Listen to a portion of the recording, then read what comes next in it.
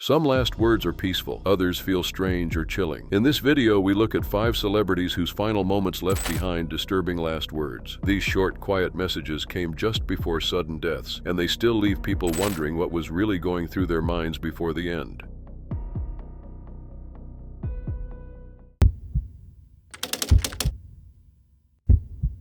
In March 1995, Selena Quintanilla Perez was on the brink of stardom. The 23-year-old was rapidly ascending toward a level of success that few artists achieve in their lifetime. Already a darling of the Latino community, Selena was expanding her career beyond the Spanish-speaking market. However, behind the scenes of her soaring career, a complex and troubling conflict was unfolding, one that would end in a few gut-wrenching last words that the world would never forget. Born and raised in Texas, Selena was the youngest child of the Quintanilla family.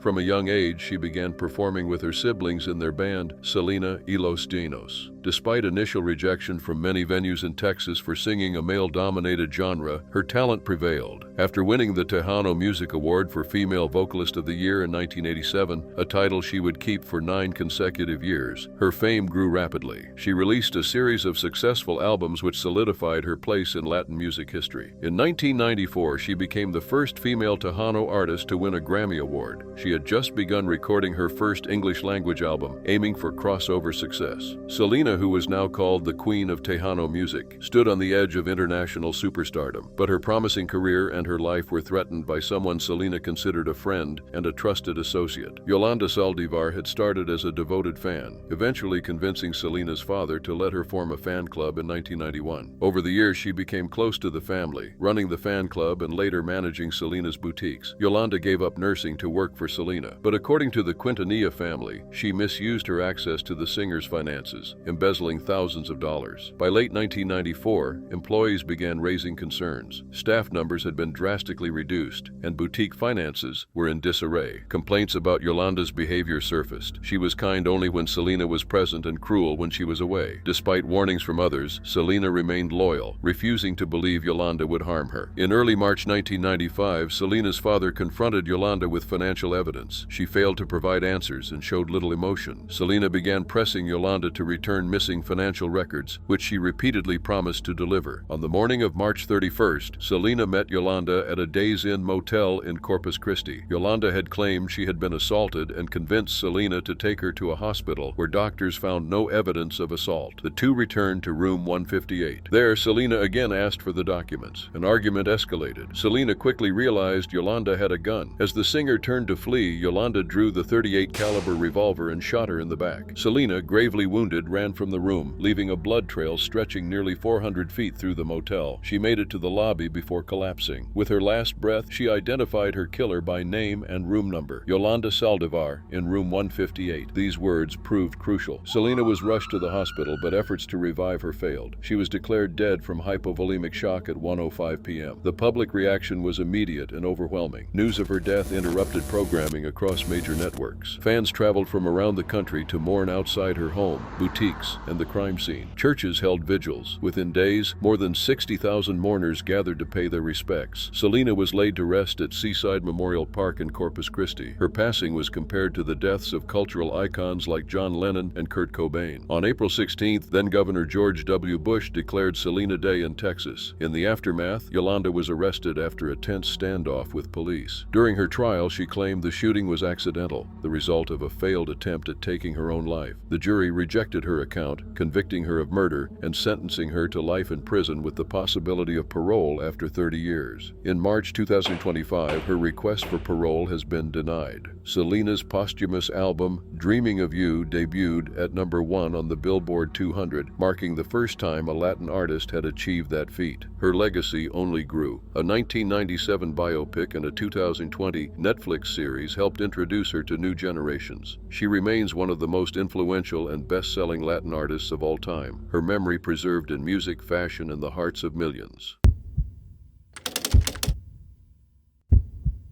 Amy Winehouse's life and career were marked by extraordinary talent and public admiration, yet beneath the surface lay a profound personal struggle. Her story is one of both remarkable success and deep challenges, which culminated in a final chapter that shocked many and left a lasting impact on those who followed her journey. Amy Jade Winehouse was an English singer, songwriter, and musician whose voice captured the raw depths of soul, jazz, rhythm and blues, and reggae. Born on September 14, 1983, Amy quickly rose to fame with her debut album, which was widely praised for its jazz influences and lyrical honesty. But it was her second album, the world-famous Back to Black, that solidified her status as an international superstar. Despite her immense success and critical acclaim, Amy's life was marked by personal struggles that steadily worsened as her fame grew. From an early point in her career, Amy wrestled with substance issues and mental health problems. Her struggles included heavy drinking, use of illicit substances, depression, self-harm, and an eating disorder. By 2007, she was frequently hospitalized for complications involving dangerous substances and alcohol. Amy's family and friends often witnessed her deteriorating health, and public appearances became erratic, with Amy sometimes too intoxicated to perform. Though she occasionally sought sobriety, she repeatedly relapsed, caught in the vicious cycle of addiction. In the days leading up to her death, Amy's condition was fragile. Her doctor, Christina Romete, visited Amy at her home in Camden. Christina described Amy as calm but visibly guilty and somewhat intoxicated. During their conversation, Amy revealed that she had relapsed into drinking after a long period of sobriety. Despite the seriousness of her condition and warnings from Christina about the dangers of alcohol, Amy declined psychological support, fearing it might inhibit her creativity. She was, however, taking Librium, a medication to ease withdrawal symptoms from alcohol. Amy's struggle was raw and poignant when she confessed to Christina, "I don't want to die." She was desperate to survive, yet trapped by her addiction. Amy's final hours were quiet, but filled with subtle signs of her decline. Her bodyguard arrived 3 days before her death and noted that Amy had been drinking moderately but seemed relaxed, listening to music and reminiscing over old performances. On the morning of July 23rd, Amy was found lying in bed, unresponsive, when the bodyguard checked on her. Emergency services were called, but Amy was pronounced dead at the scene. The coroner later confirmed that Amy's blood alcohol concentration was an extraordinarily high 416 milligrams per 100 ml, well above the lethal limit of 350 milligrams, indicating death by alcohol poisoning, officially ruled as death by misadventure. The aftermath of Amy's death reverberated throughout the music world and beyond. Her passing added her name to the infamous 27 Club, a group of iconic musicians who died tragically at the age of 27. Media attention surged, with speculation about the exact cause of death initially rife, including rumors of substance-related complications. However, toxicology reports showed no illicit substances in Amy's system, clarifying that alcohol was the sole factor. Her family publicly emphasized the long battle Amy faced, with her brother later revealing that her severe bulimia had weakened her physically, contributing to her vulnerability. Amy's funeral was a private, intimate ceremony held in North London on July 26, 2011, attended by close family and friends. Her father delivered a heartfelt eulogy, and mourners joined in singing Carole King's "So Far Away," one of Amy's favorite songs. She was cremated, and later her ashes were buried beside her grandmother, symbolizing the enduring bond between them. Though her life was brief, Amy's legacy continues through her timeless music, which remains beloved worldwide. Yet beyond the accolades and records, Amy's final moments serve as a reminder of the dangers of addiction. Her last words to her doctor, expressing her fear of dying, reflect the tragic reality many face when battling substance dependency, a fight between the will to live and the overwhelming power of addiction. On April 8, 1994, a body was discovered in a small greenhouse behind a quiet home in Seattle. Next to it lay a shotgun, a small flower pot, and a handwritten note addressed to someone no one else had ever met. The man was none other than Kurt Cobain, one of the most iconic musicians of his generation. As news spread, shock turned to sorrow, and sorrow to speculation. Could his last words reveal the truth? Kurt Cobain was not only the frontman of Nirvana, but also one of the most iconic and influential artists of his time. Rising from the grunge scene in Seattle, Nirvana reshaped the musical landscape with their raw sound and uncompromising lyrics. With songs like "Smells Like Teen Spirit," "Come As You Are," and "Heart-Shaped Box," Kurt became the voice of a generation disillusioned with traditional norms and the mainstream. Yet fame did not bring him peace. Behind the success was a man burdened by chronic pain, depression, and substance dependency. He struggled with a lifelong stomach condition that caused intense discomfort, which he claimed pushed him toward dangerous substances as a form of relief. He also battled the pressures of fame, media intrusion, and a volatile relationship with his also famous wife, Courtney Love, with whom he had a daughter, Frances. In early 1994, Kurt was 27 years old. He was on top of the world, but not even this level of success could rival his personal struggles. After a serious incident in Rome involving a dangerous mix of substances,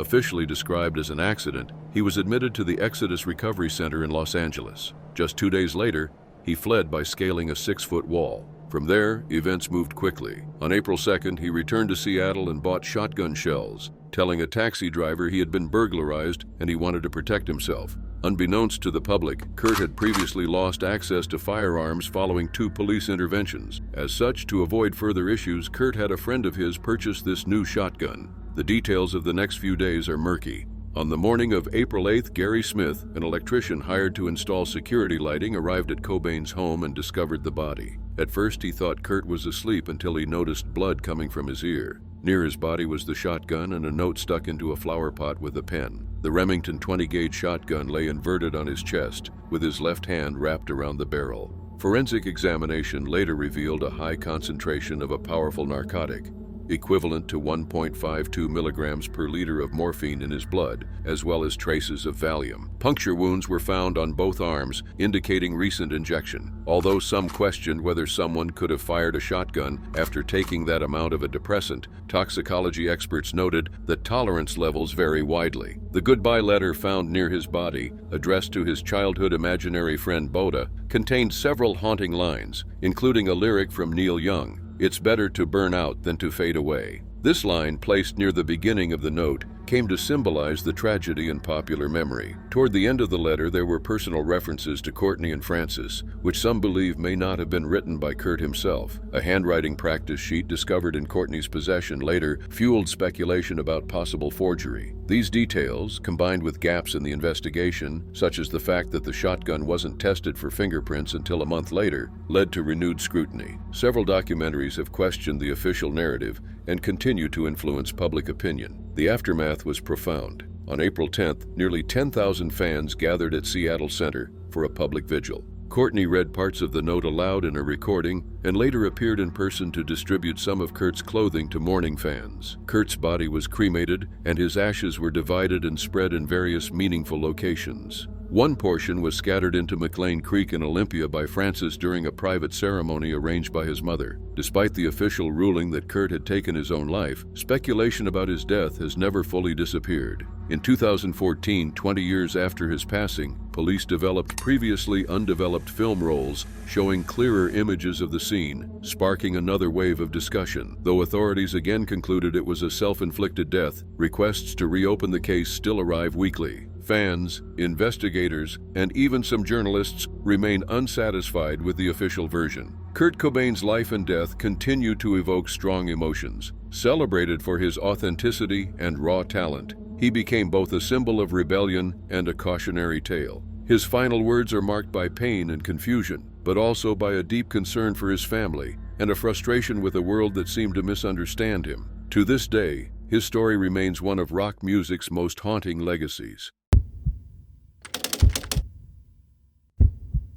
On the night of September 7, 1996, the streets of Las Vegas echoed with gunfire that would mark the beginning of the end for one of the most iconic figures in music. What unfolded at a quiet intersection near the Vegas Strip would shake the world and leave behind a few final words that would shake the world. Tupac Shakur was more than a rapper. He was a poet, actor, and revolutionary voice who challenged societal norms and gave a platform to voices from the margins. With his intense charisma, raw lyrics, and fearless commentary on race, violence, and inequality, Tupac became a cultural icon. He had already released several acclaimed albums, starred in major films, and inspired millions by the age of 25. But his life was also filled with controversy, rivalries, and run-ins with the law. On the night of the shooting, Tupac attended the Mike Tyson vs. Bruce Seldon fight at the MGM Grand in Las Vegas with Suge Knight, CEO of Death Row Records. After the match, an altercation broke out in the lobby involving Tupac, Suge, and Orlando Anderson, Anderson, a member of the Southside Compton Crips. Tupac threw the first punch. The incident was caught on hotel surveillance, and just hours later, retaliation followed. Later that night, Tupac and Suge left the Luxor Hotel, intending to attend an event at Club 662. At around 11:15 p.m., while stopped at a red light on Flamingo Road and Koval Lane, a white Cadillac pulled up on the passenger side of their black BMW. A gunman inside the Cadillac fired multiple rounds from a .40 caliber Glock. Tupac was struck 4 times, twice in the chest, once in the arm, and once in the thigh. One bullet pierced his right lung. Suge was grazed, but remained conscious. Chris Carroll, a police officer who happened to be nearby, was the first to arrive at the scene. He approached the vehicle and opened the passenger side door. Tupac, covered in blood and wearing gold jewelry now soaked in red, fell into his arms. As Carroll held him, Suge shouted Tupac's name repeatedly, hoping for a response. Tupac struggled to speak, clearly in immense pain, his strength quickly fading. Carroll attempted to get a dying declaration, asking again and again who had shot him. At first, Tupac said nothing, but then, as if mustering all his remaining strength, he looked directly into Carroll's eyes. There was a sudden shift in his expression. He stopped fighting and seemed at peace, almost resigned to his fate. With great effort, he opened his mouth and spoke 2 final words. According to Carroll,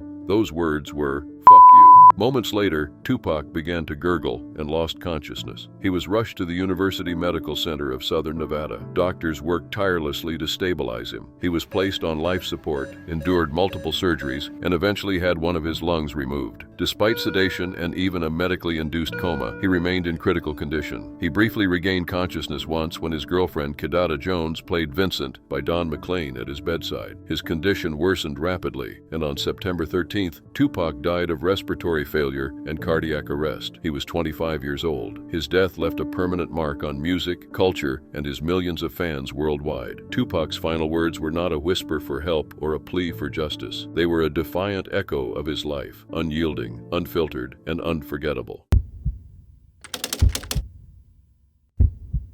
Heath Ledger, the brilliant Australian actor, died suddenly on January 22, 2008, at just 28 years old. His death left the world stunned, but it was the final conversation he had with his sister the night before that continues to haunt those closest to him. Born in Perth, Western Australia, Heath Ledger quickly rose to fame with a rare combination of raw talent, charisma, and an intense commitment to his craft. It was his role in Brokeback Mountain that solidified his reputation as a serious and gifted actor. His performance earned him nominations for the Academy Award, BAFTA, Golden Globe, and Screen Actors Guild Award. Heath sought out challenging roles, pushing himself creatively, even directing music videos and expressing a desire to one day direct films. Off-screen, he was private, a devoted father to his daughter Matilda, and known by those close to him as warm, energetic, and full of ambition. In the weeks leading up to his death, Heath had been filming the Imaginarium of Dr. Parnassus in London. Colleagues on set noted he had been ill, likely with walking pneumonia, and had complained frequently about being unable to sleep. He returned to New York City in January 2008, still unwell, his insomnia persisting. Heath had a long-standing struggle with sleep, and in those final days, he was reportedly taking multiple prescription medications to manage pain, anxiety, and restlessness. On the night of January 21st, he spoke to his sister Kate from his Manhattan apartment. She warned him not to mix medications. Heath, who had been upbeat and excited about meeting Steven Spielberg the next morning, reassured her. Katie, look, it'll be fine. I just need to get some sleep." These would be the last words his family ever heard from him. The tone of the conversation was light. Kate would later remember them laughing and joking, with Heath sounding optimistic about the future. The next day, his housekeeper and massage therapist found him unresponsive. Attempts to revive him failed. He was pronounced dead at 3:36 p.m. The autopsy and toxicology reports revealed he died from acute intoxication caused by a combination of 6 prescription medications: oxycodone, hydrocodone, diazepam, temazepam, alprazolam, and doxylamine. The death was ruled a fatal accidental reaction to these substances. The news devastated his family, friends, and fans. His father, Kim, described it as a terrible shock. Kate shared that Heath had been in good spirits and full of plans, saying he was really happy and had huge plans for his future. The public mourning was immediate. Crowds gathered outside his apartment in Soho, leaving flowers and tributes. Memorials took place in both New York and his hometown of Perth. In the months that followed, his performance in The Dark Knight captivated audiences and critics alike. He was awarded the Academy Award for Best Supporting Actor, among many others, securing his legacy as one of the most talented actors of his generation. But for his family, it was the memory of his final, loving words that lingered most, a reminder of a son and brother lost too soon.